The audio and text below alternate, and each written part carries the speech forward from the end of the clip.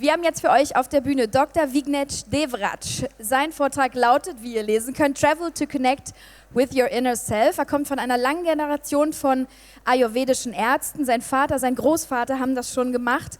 Und er möchte mit euch eine kleine Reise unternehmen und euch inspirieren. Und es geht ganz sicher um Achtsamkeit und um Entschleunigung und vielleicht auch ein bisschen mehr Glück zu finden. Und ich hoffe, ihr nehmt viele Erkenntnisse mit und ich wünsche euch einen ganz tollen Tag hier bei uns. Bitte kommen Sie auf die Bühne und viel Spaß. Thank you. Hello, Berlin. It's always nice to come back here. We do a small meditation to connect with the noise around so that we find a way to connect with our inner self. Okay, don't be bothered who is sitting next to you. Just keep your eyes closed for a moment. Now relax your shoulders. Relax your lower back. Relax your hips. Relax your knees. Relax your ankles. And bring your awareness to your body and to the sounds that is around us. And bring your awareness to your breathing.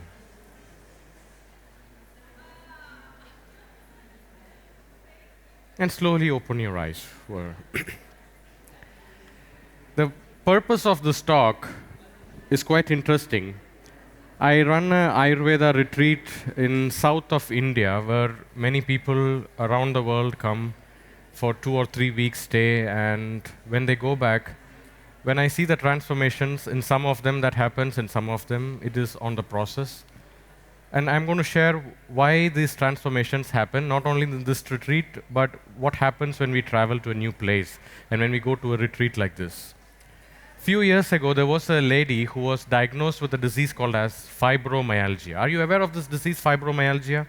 No, it's a disease when the pain in different parts of the joints keep moving to other places. If the pain is here today, it could go to another place. And she was constantly taking different painkillers.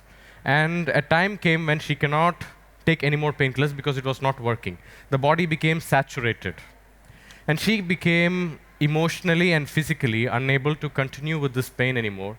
So she realized she's going to give up, and she applied for a euthanasia club in Switzerland. You know what is euthanasia? It's like dying with legal assistance.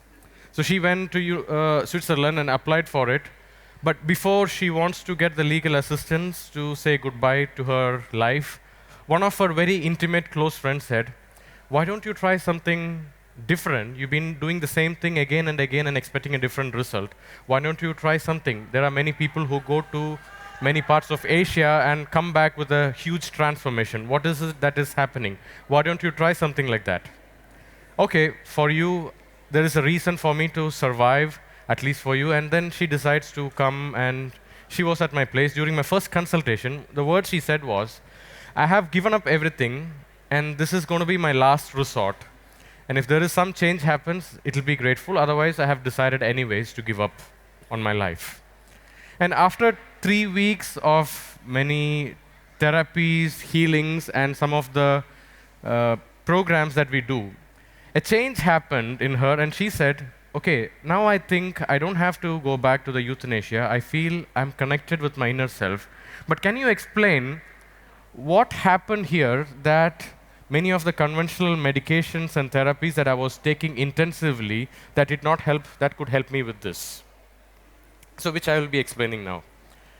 You see, when a flower is not blooming, if you see a flower that is not blooming correct, you don't go and paint the flower, you don't go and fix the flower, you go and fix the environment where the flower is growing. You go and improve the soil where the plant is growing, you water it better, the sunlight is better. When all the environment where the plant is growing is getting better, then the blooming of the flower is only a symptom.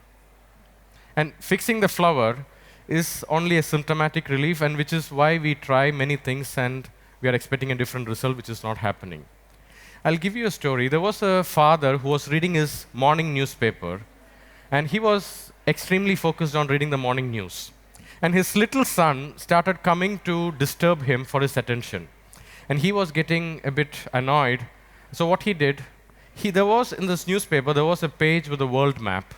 So he tore the pages of the world map and gave to his son and told him, go and fix the world map and come back. If you fix the world map, I'm going to give you a gift. And to his surprise, his son comes back in minutes with the world map. And the father felt proud. Wow, my son is a prodigy, and surprised. How did he manage to fix the world map even before going to a geography class?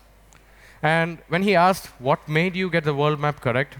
The response was, oh, Dad, behind the other page of the paper, there was the face of a man.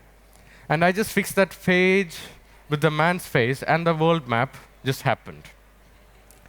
See, in Ayurveda, the science that we follow with healings in our retreat, the word for health is called as swastha. It's a Sanskrit word, swa and sta. And by the way, the word health is like the ultimate healing, and the word heal comes from the word whole, that we all are connected together, that it is impossible, no matter how much borders we have, there is a connection that we have. The oxygen that we breathe in is the oxygen that is left out by the trees. There is always a connection with all of us. And the word swa means my purest self, which means the more I am connected to my purest self, the more healthy I am, the more disconnected I am to my purest self. When I say purest self, what we mean is the way nature created us, the way nature created a living being. The more we are connected to our purest self, the more healthy, and the more disconnected we are unhealthy. And the ultimate disconnection is what we call it as death. So here, what we are trying to show is, do you know how many organs we have in our body? Okay, I'm just asking to wake you up. By the way, we have 78 organs in our body, and since I already showed the next organ that we created, which is the 79th organ, which is our mobile phone. Today, we have outsourced many of our activities that our body was supposed to do with this organ, which is a smartphone. You get everything that you want. I mean, everything will be but to a great extent, we get many of it with Amazon, with pizza, with your taxi. Just with a button click, you get it at your doorstep. And what is happening here, when I said that we are connected to our purest self, this 79th organ is giving the promise of connection of the highest degree that we never thought in the history of mankind. But it comes with a heavy price that we are becoming extremely disconnected with our inner self, which is why we have many diseases which we say, you check the blood reports, you check the MRI, you check the X-ray, everything looks normal, but I don't know from where this disease is coming. And let's talk about one organ. This organ is 200,000-year-old organ, which is considered to be one of the best, better than many thousands of supercomputers put together. It has a way to get what it needs. But the basic function of our brain is survival, to understand, am I going to survive? Is something going to come and kill me or hit me? Or is my life going to be on threat? So this brain, its major function is to protect and make sure our life continues and it sustains. But there is a problem. Our brain is still the same, according to many historians, when it was created 200,000 years ago. And the problems that our brain was facing 200,000 years ago, which could be, will I die from a lightning? Will a wild animal come and eat me up? Will I have food tomorrow? These problems do not exist anymore. And our brain is still the same, and our problems have reduced extremely. I mean, there is a statement, before Christ, one of our biggest needs and concerns was, will I be able to have food tomorrow? And during the Industrial Revolution, one of the greatest fears was, will I be able to protect my job, and will I have a job to protect my family? And in today's life, one of our greatest fears is, will I have instant followers or enough followers in my Instagram and Facebook? And people are depressed when they don't have that. And what we are saying is, our comforts have grown immensely, but our contentment, there is a statement, success without fulfillment is the greatest failure. No matter how much you have, what money can buy, if you are not content, that is where we feel even more miserable. That's where the Sanskrit word for happiness is called as santosha. The word sam means complete and tosha means acceptance. when I am accepting everything that it is without a need that I need to have this, or I need to achieve this, or I need to be this, only then I'm going to be happy. When we remove that this thing, and we feel that I don't need that, in spite of that I'm going to be happy, that is what is true happiness. That is what we call it as contentment. And what we have to say is our brain is so perfect when it comes to getting what we need. If there is something that we want immensely, our brain will have a way to get it. And if we don't get it, it will look for an alternative that is quite similar to that. And it's interesting to understand what healing has another meaning in Ayurveda. The word for cure in Sanskrit is called as prayaschitta, which actually means, have you ever noticed if there is an exam that you don't want to write, you are so fearful of going and attending that exam, and you want to avoid that at some cost, and we have an extraordinary ability to create a fever in our body. Are you able to connect? I have created many times when I don't want to write an exam, a fear is created. And that's what this word means. Prayaschitta means our body has a way to meet our needs. Some of the diseases that we cannot explain. By the way, 80% of the diseases that the modern medicine has described has an unknown cause. We don't know what is the real cause. If we don't know what is the cause, there is not a real solution that we can offer. However, there are many diseases that we are able to eradicate. We don't worry about smallpox, we don't worry about leprosy, but many of the diseases that we notice today, what we call it as prayaschitta. There is a physician in the United States. If you go to him, one of the ways he treats patients is if you go and tell him, I'm having this disease, he will tell you, congratulations. Now tell me, how is this disease meeting your needs that you did not meet? And he has written a book called Love Your Disease. And one of that, it is mentioned, there was a woman who came to him and she was suffering from subfertility or inability to have a baby. So all the blood reports were looking fine, the hormone tests were looking fine, her partner's health was fantastic, but they were just not able to have a baby. And on having a real intimate talk with the patient, what this doctor figured out was, this patient, this lady was having an extreme fear. If I have a baby, maybe I will put on weight and my partner will run away from me. If I have a baby, maybe I will lose all my freedom that I can have to do what I want. I will not be able to do the travels or whatever that it was giving her when she is by herself. So this fear has an unconscious pattern that can create an artificial disease. This is what we call it as prayaschitta. And you see, this human body, there is a statement, if at all you feel depressed, just go and read how our body functions. You will realize how miracle it is. If you take all the blood vessels and straighten it, it can rotate the planet Earth's equator 2.5 times. And the way our body is designed, even Emerson said, if you take a moment of the body's function, it will steal all the luster of fiction away. That's how miraculous. We are still light years away from figuring out how our body is functioning in certain aspects. And we are only having symptomatic reliefs. And that is how nature created. Even many aspects of nature, we are not able to find out what is happening. Now, this human body in Sanskrit is called as Sharira. Now, this has a very interesting meaning, what this word means. Now, the word Sharira means that which dies every moment. Do you agree that we are dying every moment? Okay, whether we agree or not, that is the meaning of the word. Every split second, billions of cells in our liver are, liver is here. The liver is dying, and the new liver cells are being born. Every moment we are eliminating carbon dioxide and allowing something new to enter. Every 120 days, the red blood cells are dying and the new blood cells are being formed. Some scientists claim we are new every 11 months. Some people say after 9 years we are completely new. Except for the lens of our eyes, we keep renewing ourselves every moment. And what we mean is, the moment we stop renewing, that's when the death hits. So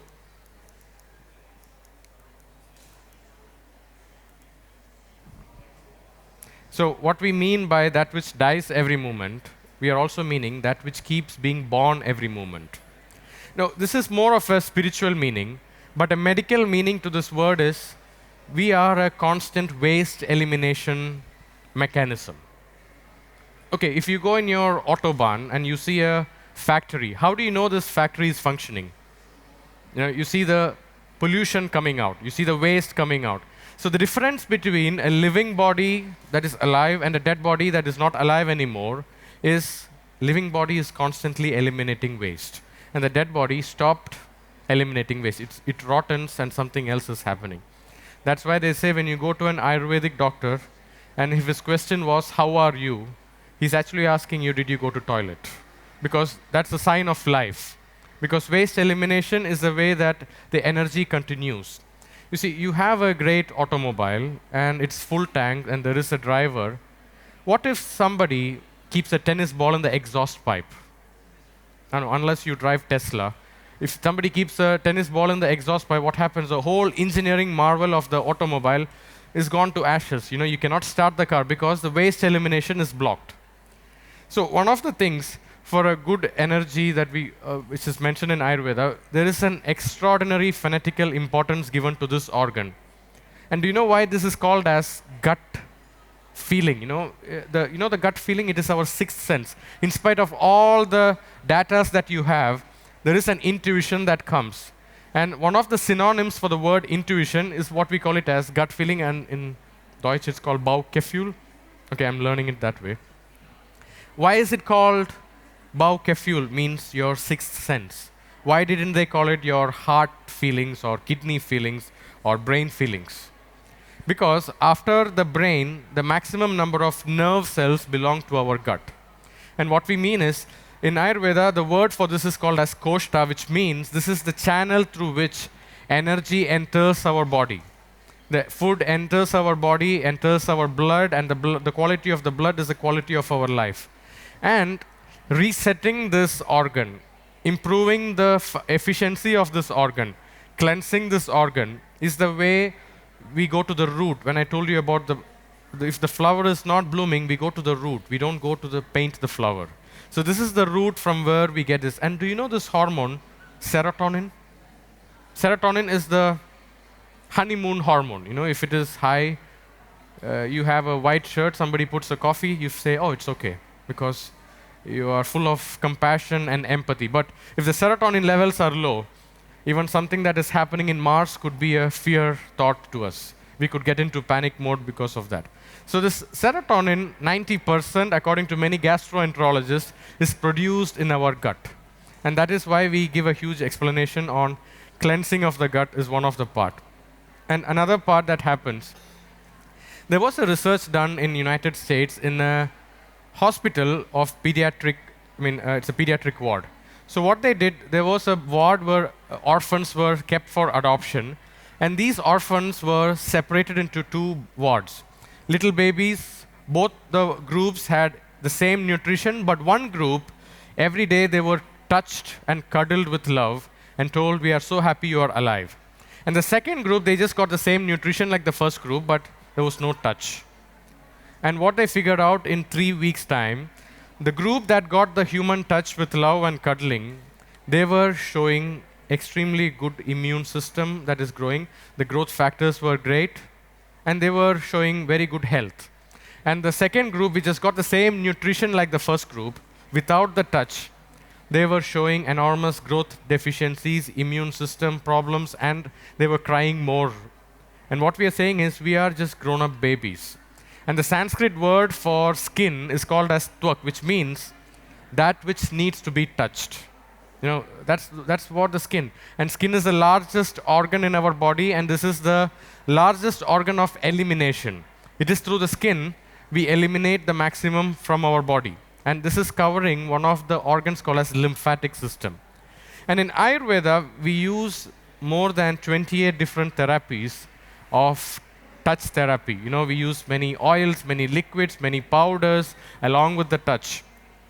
And you see, if you go to an Ayurvedic physician, one of the things that you will see is they will check your pulse, they will check your tongue, they will check your eyes. Even in many physicians they do. But today, when many of the patients are coming to me with diseases that they could not be cured, one of their biggest complaints that they say is, they went to the doctor saw the blood reports, the doctor saw my MRI and my X-ray, but nothing changed. He says everything is fine, it is something psychological.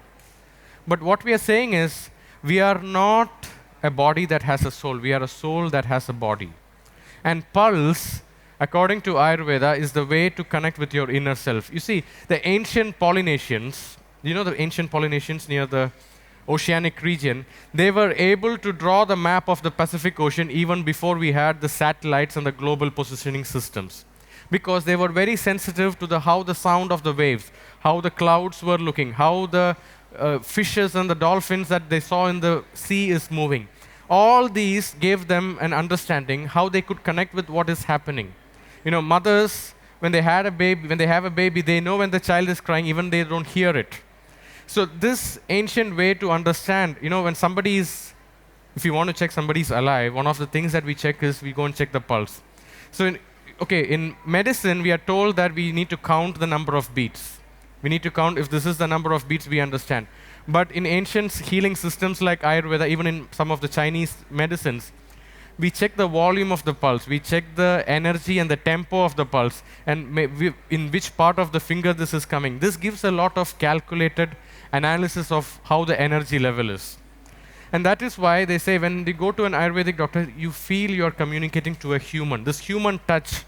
See, in spite of having all the stem cell advancement, whatever medical advancements that we have, one thing that can never be ignored is our ability of the healing powers of our human touch.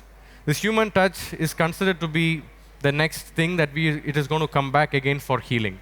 So that is why human touch plays an important role in many people when they had pain and many of the aspects. Do you know what is the biggest poison today that we have? Poison? Gift? Any guess? Okay, I'm asking to wake you up because, again, okay, it's not alcohol, it's not sugar. It's not, okay, it's all considered to be poison, but the greatest poison that we in the 21st century human beings are having is what we all are doing, is sitting. Because our body is not designed to sit, our body is designed to move. Do you know the organ for longevity is our muscle? The more we use it, there are even studies done on women who are above 75, and when they start using the muscle got stronger. And there is even a woman who started their triathlon after her 78th birthday and who completed more than 8 triathlons. You can go and check in YouTube the old lady who finished the triathlon 8 times. It's fantastic to see what age is only a mental factor. And according to the idea that our body is something that which keeps dying every moment, the aging is when we stop our dying factor. When we say goodbye to every cell that we don't need, that is when our energy is alive and back. So what we mean is by touch, we just do a small exercise. People who are sitting without neighbors, they can do it on themselves. If you can hold the next person's hand, okay, this is something very simple but extremely powerful. Okay. Now think about the next person that you feel, something very positive about the person sitting next to you. Think that I'm sending good healing energy to the person next to you. I feel so happy to be sitting next to you. I give all the good energy that is inside me to this person that is sitting next to you. And you feel the touch. Be sensitive to this energy that is going on. And just increase that vibration, that I give all my good healing energy to the person sitting next to me. Where I am touching, I am spreading my good healing powers. Okay, now we do another exercise.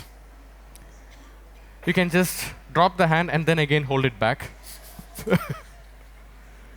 Now think about something that you're not happy about. Think about something that is bothering you a little bit. Something that is not keeping you well. Okay, now stop it. Do you see the energy difference between the first and two? You see, the power of healing with our human touch. There are many sciences, even called as Reiki, where they do this. And that's why we all love massage. And that's why there is a healing energy that happens and a sense of trust that happens when there is a touch that is going on. This touch is something that can never be replaced by any medicine that we can create. And in Ayurveda, there is a mention, every medicine that we are trying to take from the herbs, okay, if we convert this language into modern medicine, whatever medicine that you buy from the pharmacy or apotheca, be it a painkiller, be it the antibiotics, be it the antidepressants, be it the beta blockers or metformin or the hormones, it is already produced in our body. It is already there inside us. We don't have to put something inside. See, there is a statement, the purpose of taking medicine is to stop taking medicine. It is not something that you have to live with it forever. And that is why the human touch has a medical, therapeutic, healing energy that can never be replaced by a medicine that we can take through orally. And another thing, apart from this, there is an ancient question with the healers when you go to them. One of the questions they ask, whenever somebody is depressed, when was the last time you spent time in nature? You connected with the trees, you connected with the water bodies. You see, nobody put a front page ad saying, there is a, go and watch the sunset in a beautiful ocean, you will win $1 billion. We just go there because there is something that pulls us. There is an energy that pulls us to this water body where you see that sunset. Because we are the same energy that created all these 5 elements. And we are a creation of these 5 elements. Be it the water inside us, be it the earth inside us, be it the fire inside us, be it the wind. That is why the more we connect with nature, the more recharging and connection with our inner self happens. And another thing that we follow is the power of breathing. You see, do you know how long we can live without food? We can live for days or even months. There are people who live without that. And without water, we can live without days. And without breathing, do you know how long we can survive? 2 to 3 minutes, we could be dead. And what we are saying is, if you see the longevity of a dog, do you know what it is, longevity of a dog? The dog lives about 10 to 15 years. The longevity of an elephant is about 70 to 80 years. The longevity of do you know which animal lives the longest? The turtle. It lives about 150 to 200 years. And what you see with these 3 animals, you know, the dog breathes from the chest, elephants towards the stomach, and turtle has the most powerful, deepest breathing. And what we are saying is, the more you are deep in your inhalation and your exhalation, there is an energy that changes and vibrates. And there is also a lymphologist, you know, lymphologist who specialize in our lymphatic system. Lymphatic system is considered to be our sewage system. Sewage system is like where the waste is eliminated. And the science says, if our lymphatic system do not function for just for 24 hours, we can be dead. And what he did was, this lymphologist, he kept microchip cameras in every parts of the lymphatic circulation, and he was trying to figure out what makes our lymphatic circulation efficient. And what he saw was, for the blood to circulate, we have an exclusive organ for that, which is our heart. The only purpose of heart, if you don't have the heart, the blood can go to our feet and it will never come back up, because it helps to pump the blood back up to our brain. Otherwise, we will be brain dead. But there is no such organ like the heart for the blood. There is no organ for the lymphatic circulation to happen. And lymphatic circulation is what makes our waste elimination quite efficient. And after keeping all those microchip cameras in the lymphatic system, what he could find out was, it is the movement of the body that could help the lymphatic circulation function. Then he was trying to figure out, is it the movement that helped him? No. It was movement with deep breathing.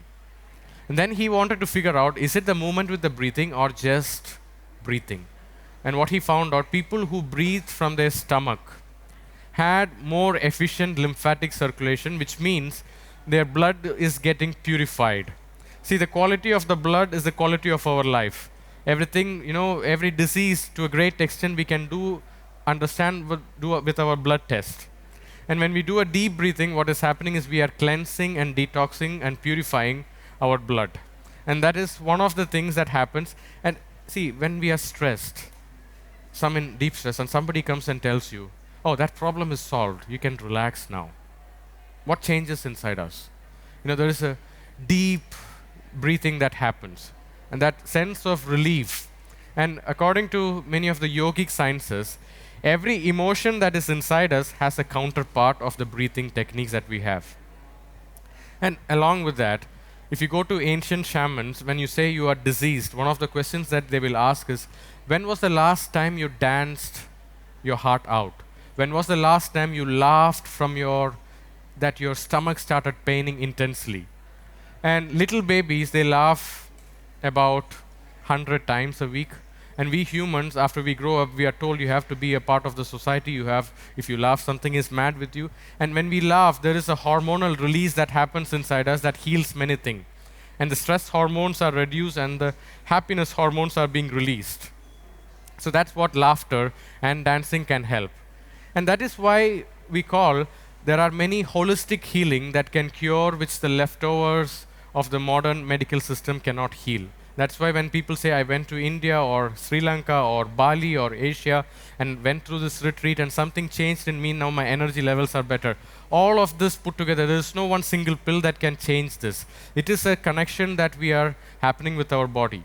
See, the word for pain in Sanskrit is called as ruk, which means it is a calling our body is making to tell us something needs to change. Okay, if you step on a weighing scale, if you don't like the weight, you don't break that weighing scale. You try to change the food we eat. We're trying to exercise more. So the same way, if there is a pain that is happening, the body is communicating something needs to change. Or maybe I need more attention to my body. Maybe I should be less connected with the outside and more connected with my inside. Pain is always a calling our body is making to us, I need to connect with my inner self. And another therapy, which is extremely powerful, is there is an L that comes low. What we mean is, what are we grateful for? We are programmed, like I said, our brain is programmed to see what is not correct because survival is what we need. And we are always told there is something that is missing. There is something that we miss that is missing. Only if you have that, something is going to happen. See, what is not correct is always available. The same is what is available. There was an old lady in her late 60s who was diagnosed with a breast cancer. And she was full of anger. Why did I get this anger? Why me? And she was told she has to go to a chemotherapy ward, and she was admitted there. And within a week's time, she writes a letter to her grandson. I'm so grateful for my life and my energy. There is nothing that I need to complain about. And the reason what she said was, the last bed that was allotted to her had a curtain that was covering her bed to another ward, which was a pediatric ward where little babies who may not even survive their first birthday, who are diagnosed with cancer. When she saw that, she realized there is nothing that I need to blame about. And gratitude is something that we practice. And there is a study, when a person is appreciating, this is how the EKG looks, the ECG looks. And when a person is in deep frustration, this is how the EKG looks. I have patients, when they come, and if I wear a white coat, their blood group will go up. And after that, I realized, when I remove the white coat, when I'm in my normal clothes, the blood group is normal. This is just how powerful our emotions can have on our body. And not only this, some of the other things that we noticed, before and after this whole therapies of cleansing and all the things that when you connect with nature and with the laughter yoga and also with the food that are alive and live, this is one of the blood tests that we check for how to understand the health of the heart. It is a biomarker. If the high sensitivity carbohydrate reactive protein, if it is above 3 milligrams per liter, that person has a tendency of a heart attack in future. It's only a tendency, it's not that an ultimatum. And we saw many people, this gentleman, when he came to do this test, it was 45.5. It's like a walking heart attack anytime.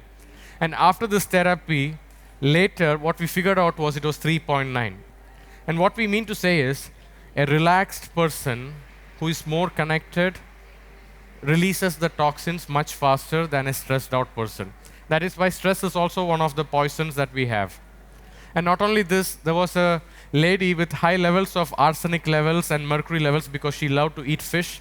And after all these holistic therapies that put together with the travel to a new location, meeting new people, where you have taken care of, the food is served, there is a doctor who looks at you, there are therapists who touch you, and this whole lymphatic system and the skin, the largest organ in our body, is all activated. There is a connection, there is an awareness that we bring back to our body. And what we see here is even the arsenic levels, even the mercury levels are coming down. And I show you a video. This is just for you to understand what changes when you go to a travel. And when you go to a new land, there is a shift that happens. You see, what makes us human is our curiosity, our need to explore. You know, Columbus, even though he was under the limiting belief the world is flat, he could fall down on the edge of the earth. He was going in search of India to find the spices. Okay, he ended up finding America. However, the point is, curiosity is something that makes us human, that makes us alive. And we show a small video here.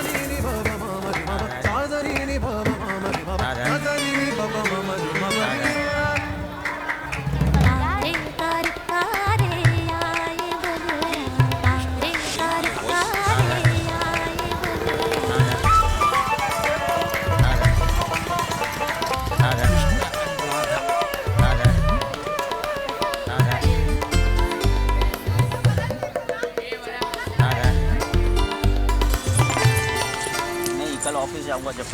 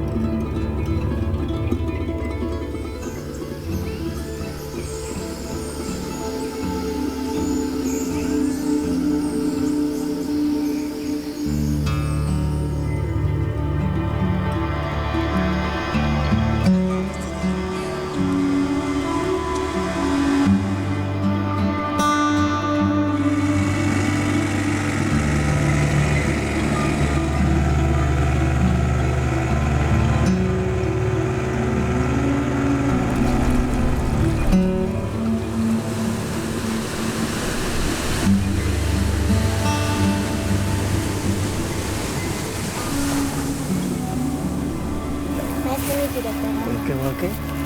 You are coming from Germany. Yes, I'm coming from Yes. Germany. You had any problem with like migraine, headache, anything else? Sometimes. Sometimes. Please give your left hand.